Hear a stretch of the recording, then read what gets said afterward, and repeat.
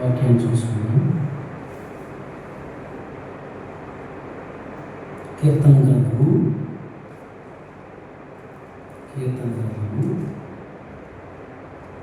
96 అధ్యాయము 8వ వచనం చూసుకుందాం.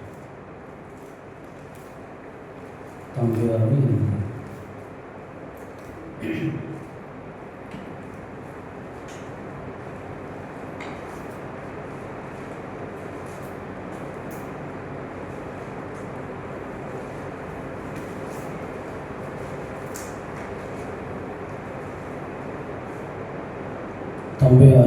ఒకసారి చదివి. యెహోవా నామమునకు తగిన మహిమ ఆయనకు చెల్లించుడి. నైవేద్యం తీసుకుని ఆయన ఆవరణంలోకి రండి. ప్రార్థన చేసుకుని. మహాపరిశుద్ధుడు మహాగణుడైనటువంటి మా ప్రియ పరలోక తండ్రి, నీ ఘనమైన శ్రేష్టమైన నామమునకు వందనములు స్తుతులు స్తోత్రాలు చెల్లించుకుంటున్నాం.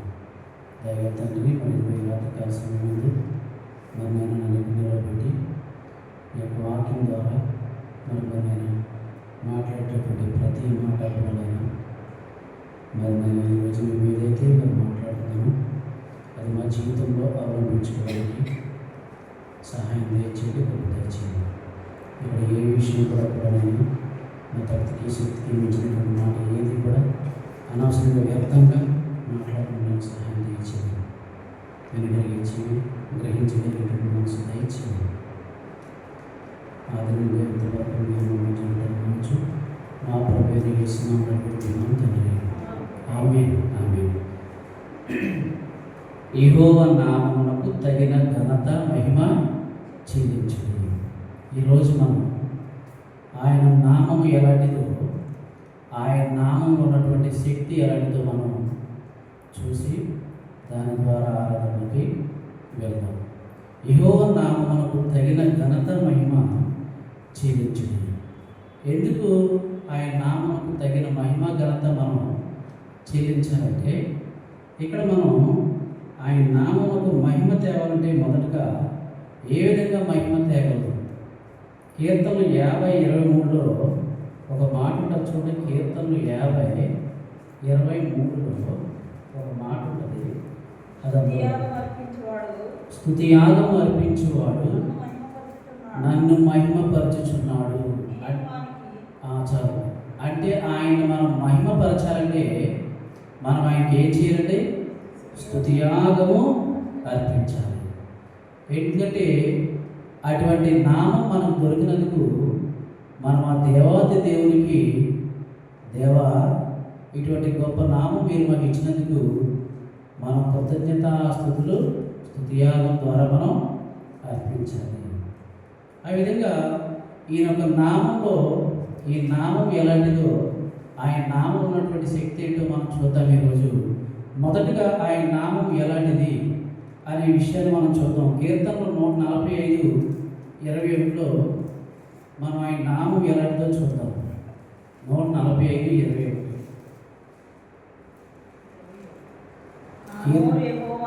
నా నోరు యెహోవాను స్తోత్రం చేయను, శరీరులందరూ ఆయన పరిశుద్ధ నామమును చాలండి నిత్యము సన్నిధించుదురుగాక. ఆయన నామము ఎలాంటిదంటే పరిశుద్ధమైనటువంటి నామము.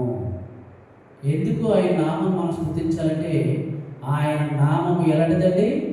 పరిశుద్ధమైనటువంటి నామము. ఇదే మాట కీర్తన 105:3లో కూడా కీర్తనకారులు చెప్తాడు చూడండి.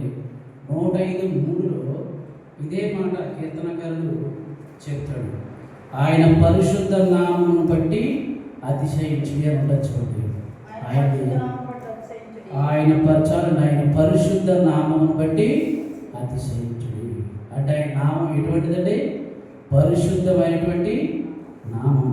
ఆయన నామము పరిశుద్ధమైన నామము. అటువంటి పరిశుద్ధమైన నామాన్ని మనం ఇప్పుడు కూడా నిత్యము మనం ఏం చేయాలి? స్తుతించాలి. కీర్తన 106:47లో కూడా ఒక మాట ఉండొచ్చు చూడండి.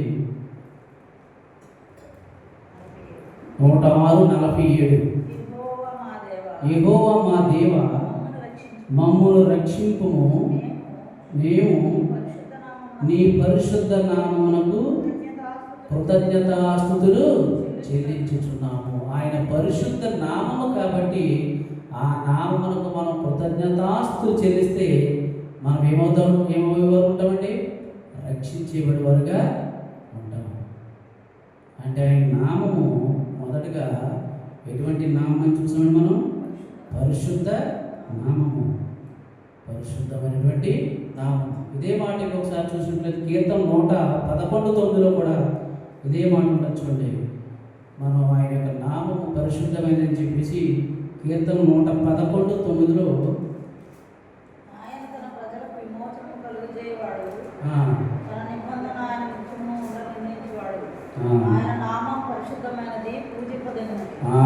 ఆయన నామం ఎటువంటిదండి? పరిశుద్ధమైనది, పూజింపదగినది. పూజింపదగడం ఏంటంటే ఆరాధించడమైనది అనమాట. ఆయన నామాన్ని బట్టి మనం ఏం చేయాలండి? ఆరాధించాలి. ఆయన నామాన్నే పూజించాలి. ఆయన నామం పరిశుద్ధమైనది, పూజింపదగినది. అటువంటి నామం మాకు దొరికినందుకు దేవానికి వందనములు, స్తోత్రం అని చెప్పి మనం ఆరాధించాలి. ఇంకా ఆయన నామం ఎటువంటిదో రెండో విషయం చూద్దాం. కీర్తన 148:13 ఒక మాట ఉంటుంది చూడండి. కీర్తన 148:13 ఆయన నామం ఎటువంటిదో ఒకసారి చూద్దాం. అందరూ యెహోవా నామమును స్తుతించుదురుగాక. ఆయన నామము మహోన్నతమైన నామము. ఆయన నామం ఎటువంటిదండి? మహోన్నతమైన. మహోన్నతం అంటే దాని యొక్క మీనింగ్ ఇది సుప్రీం. మహోన్నతమైనటువంటి సుప్రీం. సుప్రీం అంటే ఇక్కడ కంపేర్ విత్ అనదర్ వర్డ్. ఇంక ఏ వర్డ్లో కూడా మనం కంపేర్ చేయడం.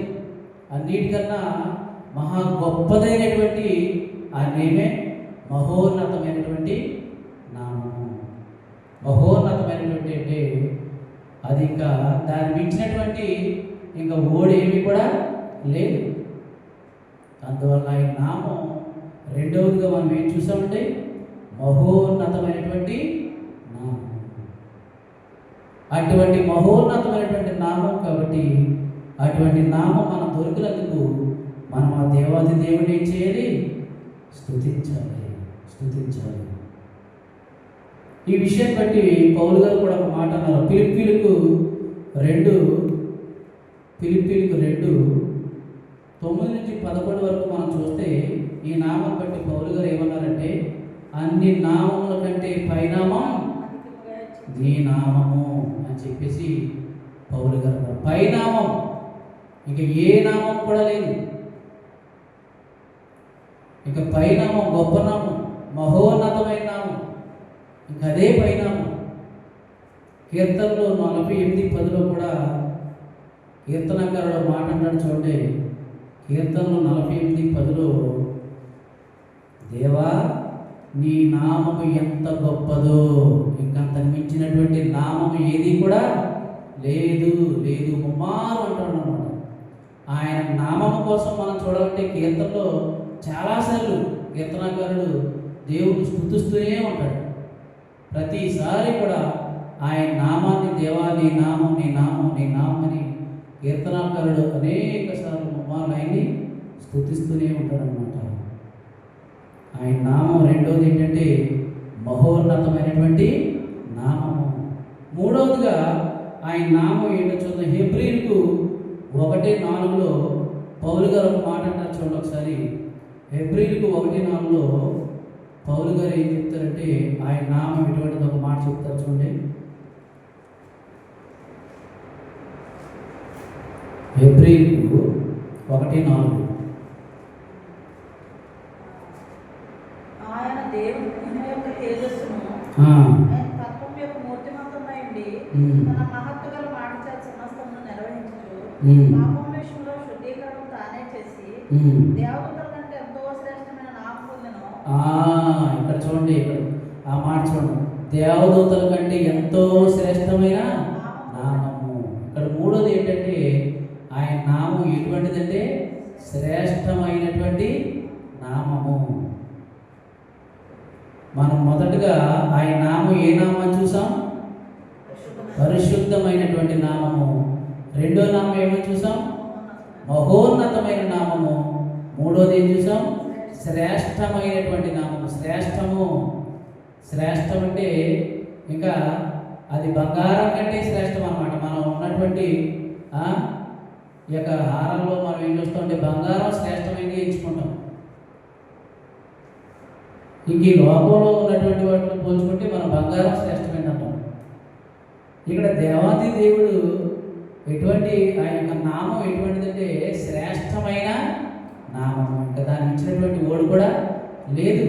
ప్రతీది కూడా ఇక్కడ దేవుడి యొక్క నామాన్ని కంపేర్ చేసినప్పుడు ఇక్కడ అక్కడతో ఆ మాటకి వేరే ఓడి చెప్పడం లేదన్నమాట. దానికి ఇంకా వేరే మాట చెప్పడం లేదు. అటువంటి నామము మనం దొరికినందుకు ఈరోజు దేవాది దేవుణ్ణి మనం ఎంతైనా ఆరాధించేవారుగా ఉన్నాము. ఇక మనం చూసినట్లయితే కీర్తన 99:3లో కీర్తనలు 99:3లో ఒక మాట ఉంటుంది చూడండి. భయంకరమైన యొక్క గొప్ప నామము. ఎటువంటి నామం అంటే ఇది? గొప్ప నామము, శ్రేష్టమైన నామము, మరి ఏమంటే గొప్ప నామము. ఈ నామానికి మించినటువంటి ఎటువంటి నామము లేదన్నమాట. అందువల్ల మనం ఈ నామాన్ని బట్టి మనం దేవునికి కృతజ్ఞతాస్తుతులు చెల్లించు ఎంతైనా ఆరాధించేటటువంటి వారుగా ఉండాలన్నమాట. అటువంటి ఈ యొక్క నామంలో దేవుడు మనకి ఇచ్చేటటువంటి మేలు ఏంటి? తన బిడ్డలుగా ఉన్నటువంటి మనకు ఈ నామాన్ని బట్టి దేవుడు ఎటువంటి మేలు చేస్తాడో ఇంకొక విషయాన్ని బట్టి కూడా మనం చూద్దాం. దేవుడి నామాన్ని బట్టి మనం దొరికినటువంటి మేలు ఏంటో చూద్దాం. అపోస్తల కార్యములు 4:12లో ఈ నామం బట్టి మనం దొరికినటువంటి మేలు ఏంటి? ఆయన నామం ఎటువంటిదో మనం చూసాం. ఆయన నామం పరిశుద్ధమైనదని, ఆయన నామము మహోన్నతమైనదని, ఆయన నామము ఎటువంటి శ్రేష్టమైనదని, ఆయన నామము గొప్ప నామం అని మనం చూసాం. అటువంటి నామాన్ని మనం స్తుతించడం ద్వారా, అటువంటి నామాన్ని మనం ఆరాధించడం ద్వారా మనకి ఏం దొరికిందో చూద్దాం. అపోస్తల కార్యములు 4:12 ఒక మాట ఉంటుంది చూడండి.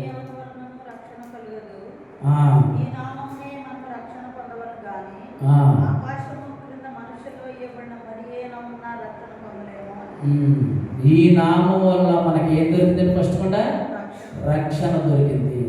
ఏం దొరికిందండి? రక్షణ.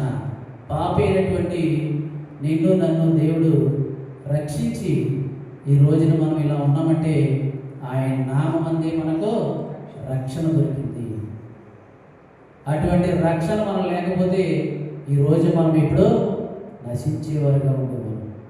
ఆ రక్షణలో నుంచి మనకి మోక్షం వచ్చింది. ఏమొచ్చిందండి? మోక్షం వచ్చింది. ఆ మోక్షం వచ్చింది కాబట్టి మనందరికీ కూడా రక్షించబడేటటువంటి మనందరికీ ఒక నిరీక్షణ అంటూ ఉండాలి. దేవుని యందు ఏముండాలంటే ఒక నిరీక్షణ అంటూ ఉండాలి. అది ఈ లోకంలో మనం ఇది సంపాదించుకోవాలి, అది సంపాదించుకోవాలనేటటువంటి నిరీక్షణ కాదు. కానీ దేవుని కొరకు దేవాన్ని నన్ను రక్షించుకున్నావు కాబట్టి, పాపమైనటువంటి నన్ను ఈ లోకంలో నువ్వు నన్ను రక్షించుకున్నావు కాబట్టి, నన్ను ఈ విధంగా రక్షించుకున్నందుకు మనం దేవునికి దేవాది దేవునికి వందనములు చెల్లించుకుంటూ మనం ఉన్నటువంటి ఒక నిరీక్షణ అనేది కలిగి ఉండాలి. ఆ నిరీక్షణ ఎటువంటిదో ఒక చిన్న పాట కూడా చూద్దాం. ఒకసారి ఎటువంటి నిరీక్షణ కలిగి ఉండాలో మనం ఒక పాటలో కూడా చూద్దాం. ప్రియ యేసురాజు నే చూచిన చాలు, మహిమలోని నాయనతో ఉంటే చాలు, నిత్యమైన మోక్ష గృహము నందు చేరి భక్తుల గుంపులో హర్షించిన చాలు. ప్రియ యేసురాజు నే చూచిన చాలు, మహిమలోని నాయనతో ఉంటే చాలు, నిత్యమైన మోక్ష గృహము నందు చేరి భక్తుల గుంపులో హర్షించిన చాలు. నిరీక్షణ మనకి కలిగి ఉండాలి. ఎందుకంటే ఈ లోకంలో మనం ఏమి సంపాదించుకుందామా, ఏమి తిందామా, ఏమి దాచుకుందామా అనేటటువంటి నిరీక్షణ కాదు. కానీ మనం దేవుని మనం రక్షించుకున్నప్పుడు ఆ రక్షించబడ్డటువంటి మనము దేవుని దగ్గర ఏ విధంగా ఉండాలో అటువంటి నిరీక్షణ అనేది మనకు కలిగి ఉండాలన్నమాట అండి. యేసుని రక్తమందు కడగబడి వాక్యము చే నిత్యం భద్రపరచబడి, యేసుని రక్తమందు కడగబడి వాక్యము చే నిత్యం భద్రపరచబడి, పరిశుద్ధులతో పేదెన్నెను, నిష్కలంక పరిశుద్ధులతో పేదెన్నెను, బంగారు వీధులలో తిరిగేదాను, బంగారు వీధులలో తిరిగేదాను, ప్రియ యేసు రాజునే చూచిన చాలు, మహిమలోని నాయనతో ఉంటే చాలు. ఎప్పుడు వచ్చింది మనకి నిరీక్షణ? ఎప్పుడు వచ్చిందండి మనకి నిరీక్షణ? రక్షించబడితే మనకి నిరీక్షణ వచ్చింది. ఈ లోకంలో ఏదో సంపాదించుకోవాలనేటటువంటి ఆశ ఉండదు. పౌలు గారు చెప్తారు, ఈ లోకంలో ప్రతిదీ కూడా ఆయన దేంతో ఎంచుకున్నారు? పెంటతో ఎంచుకున్నాడు. ఆయన రక్షించబడ్డాడు, ఆయనకంటే ఒక నిరీక్షణ వచ్చింది కాబట్టి ఆయన పెంటతో ఎంచుకున్నాడు. అంటే ఈయన యొక్క నామంలో మనకు దొరికినటువంటి మేలు ఏంటంటే, మొదటిగా రక్షణ దొరికింది. ఏం దొరికిందండి? రక్షణ దొరికింది. చూద్దాం అపోస్తల కార్యములు 3:1-10 వరకు ఒకసారి చూసినట్లయితే, ఇక్కడ ఈ నామంలో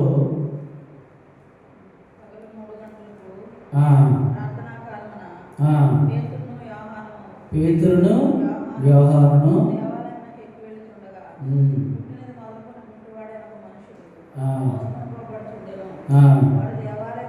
ఇక్కడ సరే, ఇక్కడ ఏంటంటే ఒక శృంగార దేవాలయమైనటువంటి ఒక దేవాలయం దగ్గర పుట్టినది మొదలుకొని ఒక కుంటివాడు అక్కడ ఏం చేస్తున్నాడంటే భిక్షాటన చేస్తున్నాడు. భిక్షాటన చేసినప్పుడు ఆ యొక్క దేవాలయంలోనికి పేతురు యోహాను వాళ్ళిద్దరూ వెళ్తున్నారు. వాళ్ళు వెళ్తుంటే వాళ్ళని చూసి ఈ యొక్క కుంటివాడు వాళ్ళకి ఎదురుగా వస్తున్నాడు. ఎందుకంటే వాళ్ళ దగ్గర ఏదైనా కొంచెం నగదు దొరికిందేమని చెప్పేసి ఆశించి తను వస్తున్నాడు. వచ్చి వాళ్ళని కూడా భిక్షం అడుగుతాడు. అడిగితే ఏదో ద్రవ్యము లేదా తనకేదో ఆ పూటకు ఉపయోగపడేది ఇస్తాడని తను ఊహించాడు. కానీ ఇక్కడ పేతురు ఏమంటాడంటే 6వ అధ్యాయంలో చూడండి ఒకసారి. పేతురు ఏమంటాడు? 3:6లో అంతట పేతురు వెండి బంగారం నా యొక్క లేవు కానీ నాకు కలిగినదే నీకు ఇచ్చుచున్నాను, నజరేయుడైన యేసుక్రీస్తు నామమున నడవమని చెప్పించాలండి. చూడండి ఇక్కడ పేతురు ఆ యొక్క కుంటివాడికి ఏమిచ్చాడండి? నజరేయుడైన యేసుక్రీస్తు నామమున నడవమన్నాడు. అది మనం చదువుకుంటూ పోతే అతడు ఆ మాట చెప్పగానే అతను తనని కుడి చేపట్టుకు లేపినప్పుడు ఆ కుంటివాడు లేచి మహానందంతో గంతులు వేస్తూ నడవసాగాను. అంటే ఇక్కడ రెండవదిగా ఈయన యొక్క నామంలో మనకి ఏం దొరికిందంటే స్వస్థత దొరికింది. ఏముందంటే రెండవది స్వస్థత ఉంది. ఈయన నామంలో స్వస్థత ఉంది. అటువంటి నామం మనకు దొరికినందుకు మనం దేవాది దేవుణ్ణి ఆరాధించేవారుగా ఉన్నాం. మొదటగా ఆయన నామంలో మనకి రక్షణ దొరికింది. రెండవది ఆయన నామంలో ఏం దొరికిందండి? స్వస్థత దొరికింది. స్వస్థత దొరికింది. యేసు అని మనం ఎప్పుడైతే పిలిచామో, దేవా నేను పాపిని, నన్ను కరుణించు, నన్ను రక్షించు అని అనకుండానే యేసు అని పిలవగానే ఆయన మనల్ని ఏం చేస్తాడంటే స్వస్థత ఇస్తాడు. ఇక్కడ మనం బైబిల్కి ఒక మాట కూడా చూద్దాం. యోహాను సువార్త 2:12 ఆయన నామం బట్టి మనకి ఏమేమి దొరుకుతుందో చూద్దాం. మొదటి యోహాను 2:12. మొదటి యోహాను 2:12. మొదటి యోహాను 2:12.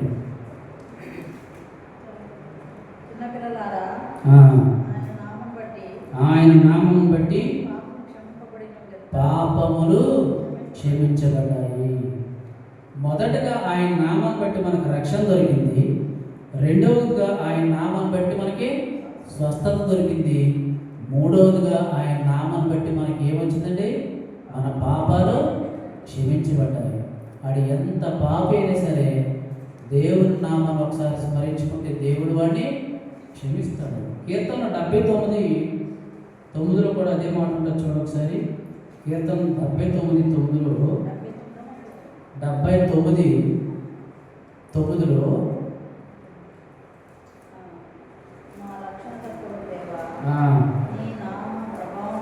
నీ నామం ప్రభావం బట్టి మాకు సహాయం చేయము. నీ నామం బట్టి మా పాపములు పరిహరించబడ్డాయి. నీ నామమును బట్టి మా పాపములు పరిహరించబడ్డాయి. అంటే ఆయన నామాన్ని బట్టి మనకి ఏమైందంటే మన యొక్క పాపములు పరిహరించబడ్డాయి. అది ఎంత పాపైనా సరే ఆయన నామాన్ని ఒక్కసారి స్మరించుకుంటే వాడు ఏమవుతుంది? పాపాన్ని క్షమిస్తాడు దేవుడు. మనం చూసాం లోకాసువార్త 23:42 ఆ శిలువ మీద ఉన్నటువంటి దొంగ, అప్పుడు దాకా ఎంతో పాపి, అతను దేవా నన్ను రక్షించు కరుణించని పలకలేదు. అతను ఏమన్నాడు చూడండి ఒకసారి. లోకాసువార్త 23:42 యేసు నీవు నీ రాజ్యంలోకి వచ్చినప్పుడు నన్ను జ్ఞాపకం చేసుకో అన్నాడు. యేసు అని పిలిచాడు. ఆ శిలువ మీద ఉన్నటువంటి దొంగ ఏమని పిలిచాడంటే యేసు అనేటటువంటి నామాన్ని పిలిచాడు. నేను పాపిని అనలేదు, నేను మోసగాడిని అనలేదు. అక్కడ యేసు నీ రాజ్యంలోకి వచ్చినప్పుడు నన్ను జ్ఞాపకం చేసుకున్నాడు. వెంటనే యేసు ప్రభు ఏమన్నా చూడండి, అందుకు ఆయన వానితో నేడు నీవు నాతో కూడా పరదేశంలో ఉండు. చూసారు అంటే ఆయన నామం బట్టి చూసారా మనకి ఎంత పాపి ఆ దొంగ. అంతకుముందు మనం చూసినట్లయితే నేనైతే పాపానికి తగిన వాడిని, నాకు సిలివేయడానికి నేను అర్హుడిని, ఆయన ఏమాత్రం అర్హుడు కాదు అని తానే ఒప్పుకున్నాడు. అయితే అక్కడ ఆ కొద్ది సమయంలోనే యేసు నీ రాజ్యంలో నన్ను జ్ఞాపకం చేసుకొని యేసు అనే నామను చెప్పదని దేవుడు చూడండి ఎంత దయమయుడు. వెంటనే ఆయన ఏమన్నాడంటే నేడు నీవు నాతో కూడా పరదేశంలో ఉండు. చూడండి ఎంత చక్కని మాట. ఆయన నామాన్ని బట్టి ఆయన పాపాలన్నీ కూడా ఏమైపోయి క్షమించబడ్డారు. అందువల్ల అతను కూడా ఎక్కడికి వెళ్ళిపోయాడు? పరదేశంలోకి వెళ్ళిపోయాడు. అటువంటి నామం, అటువంటి మహోన్నతమైనటువంటి నామంలో మన యొక్క పాపాలు కూడా క్షమించబడతాయి. ఆయన నామం ఎటువంటి దగ్గర మాట్లాడు చూద్దాం. యోహాను 17:12 ఆయన నామం ఎటువంటిదో చూద్దాం. యోహాను 17:12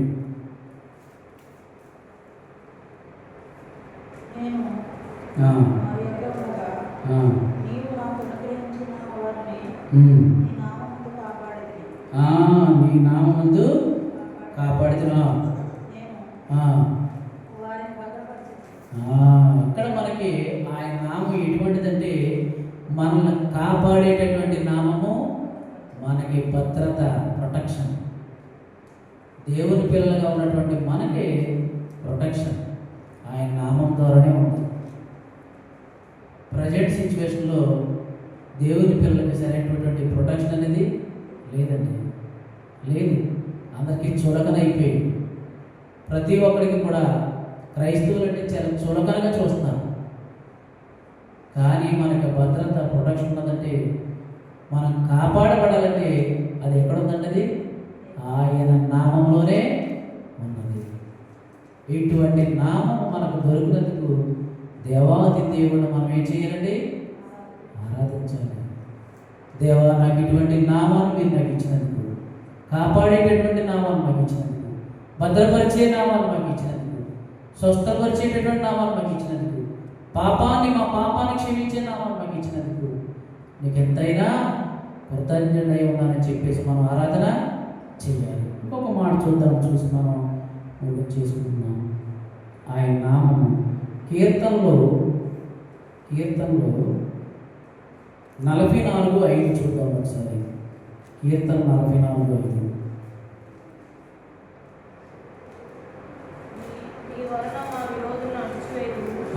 నీ వలన మాకు నీ నామము వలననే మా మీదికి లేచి వారిని మేము త్రొక్కివేయము. అంటే లేచిన వారిని అంటే ఎవరండి? మన మీదకి వచ్చేటటువంటి శత్రువు. అంటే మనకి విజయం అనేది ఎవరి ద్వారా వస్తుంది? ఇక్కడ ఎవరి ద్వారా వస్తుందంటే దేవుని నామం ద్వారానే మనకి విజయం వస్తుందన్నమాట. శత్రువు నుండి మనం కాపాడేది కూడా దేవుని యొక్క నామము. కీర్తన 1:12-13 ఒక మాట ఉంటుంది చూడండి. మనుషుల సహాయం వ్యర్థము, మా శత్రువును అనగదొక్కువాడు ఆయనే. ఆయన నామంలో మనకు గొప్ప విజయం ఉన్నదని మనం చూడవచ్చు. ఆయన నామంలో గొప్ప విజయం ఉందండి, గొప్ప విజయం. మనుషులు మన మీదకి వచ్చినటువంటి శత్రువుల విషయంలో ఆ సమయానికి వాళ్ళు ఉండొచ్చు, ఉండకపోవచ్చు, ఏ విషయమైనా సరే. కానీ ఆ దేవాతి దేవుని యొక్క మనం ఆయన నామాన్ని మనం స్మరించుకుంటే మనం ఎట్టి పరిస్థితుల్లో ఎటువంటి శత్రువునైనా సరే మనం జయించవచ్చు. ఆయన నామంలో మనం దొరికినటువంటి విషయాలు మనం ఏమేమి చూసామో ఒకసారి చూద్దాం. మొదటగా ఆయన నామంలో మనం చూస్తే మొదటగా రక్షణ దొరికింది ఆయన నామంలో. రెండోదిగా ఆయన నామంలో దొరికింది స్వస్థత దొరికింది. ఆయన నామంలో ఏం దొరికిందండి? స్వస్థత దొరికింది. మూడవదిగా ఆయన నామంలో దొరికింది క్షమాపణ దొరికింది.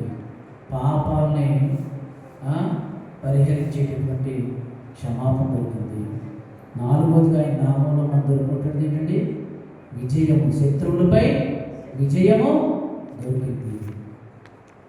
అటువంటి నామం మనకు దొరికినందుకు మనం దేవాది దేవుని నిరంతరం ఏం చేస్తూ ఉండాలంటే స్తుతిస్తూ ఉండాలి. పాపనైనటువంటి నిన్ను నన్ను రక్షించి ఈ రోజుని ఎక్కడో ఉండవలసినటువంటి మనము ఈ లోకంలో ఆ లోకస్తులతో ఆ పాపంలో తిరుగుతూ ఆ పాపంలో ఉండవలసినటువంటి మనల్ని దేవుడు రక్షించుకున్నందుకు, ఆయన నామంలో మనల్ని రక్షించి ఉంచినందుకు మనం దేవాది దేవునికి నిరంతరం ఏం చేస్తామండి? కృతజ్ఞతాస్తుతులు చెల్లించుచు ఆరాధన చేసేటువంటి గారు ఎంతైనా ఉన్నాం.